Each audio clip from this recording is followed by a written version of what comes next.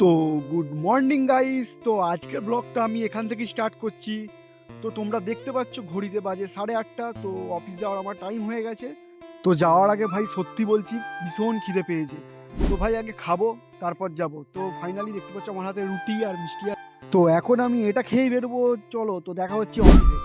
তো guys finally আজকে আমার অফিসে একটু কাজের চাপ ছিল, যার জন্য আমি ব্লগটা করতে পারিনি। তো ফাইনালি তো তোমরা দেখতে পাচ্ছ, তো এই সবে ছেলেরা পার্সেল নিয়ে বেরোলো। তো তোমরা এখানে দেখতে পাচ্ছ এখন আমার অফিসটা এখনো পর্যন্ত পরিষ্কার করতে পারিনি। তো কিছুটা কাজের চাপও আছে। তো এখন আমি সবে সিস্টেমে বসবো। তো বসে একটু কাজের যে কাজগুলো আমার পেন্ডিং রয়েছে তো সেগুলো আমি এখন কমপ্লিট করবো। তো ভাই কাজের সময় তো কাজ করতেই হবে।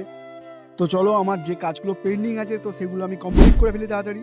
তো ফাইনালি কাজ কমপ্লিট করার পর আমি চলে এসেছিলাম দুপুরের বেলা খেতে। তো এখানে এসে বড় মাকে বললাম যে কী আছে, বললো না ভাত আছে। তো তোমরা দেখতে পাচ্ছ আমি ভাত, ডাল, আলু ভাজা আর একটা কি ছ্যাঁচড়া টাইপের ছিল তো নিয়ে নিয়েছি।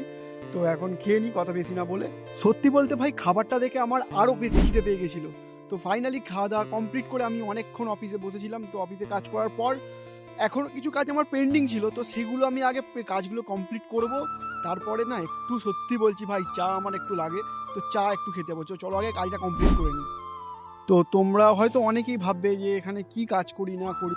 তো আমাদের কাজটা এটাই হয় যে আমরা পিনকোড ওয়াইজ কাজ করে থাকি। তো আমরা যেই পিনকোডে কাজ করি সেই পিনকোডে যত মিশো থেকে কাস্টমার আছে, তো মিশো থেকে যারা সবাই অর্ডার করে সেই সব কাস্টমারের শিপমেন্ট বা পার্সেল আমাদের এই অফিসে আসে।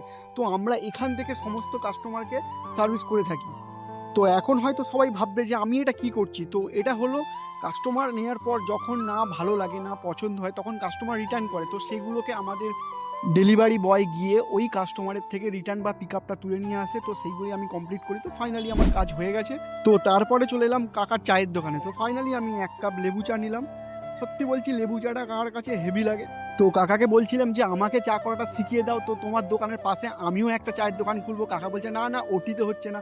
তো ফাইনালি চাটা খেয়ে আমি অফিসে চলে এলাম। তো অফিসটা এবার বন্ধ করব। তো তার আগে তোমাদের কিছু একটা জিনিস দেখাই। দেখো আমি অফিস বন্ধ করার আগে ঠিক এই জিনিসটা চালিয়ে, সত্যি বলছি ভাই এই জিনিসটা আমার শুনলে না মানে একটা আলাদাই ফিলিংস আসে, আলাদাই একটা শান্তি আসে ভাই, সত্যি বলছি। তো ফাইনালি অফিস বন্ধ করে আমি রুমে চলে এলাম।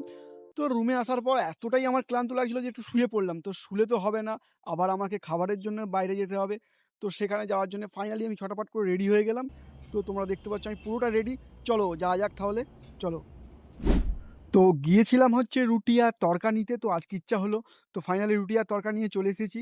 তো আমি এখন খাই, তোমরা চ্যানেলটাকে সাবস্ক্রাইব করো তাড়াতাড়ি তাড়াতাড়ি, ফাস্ট ফাস্ট।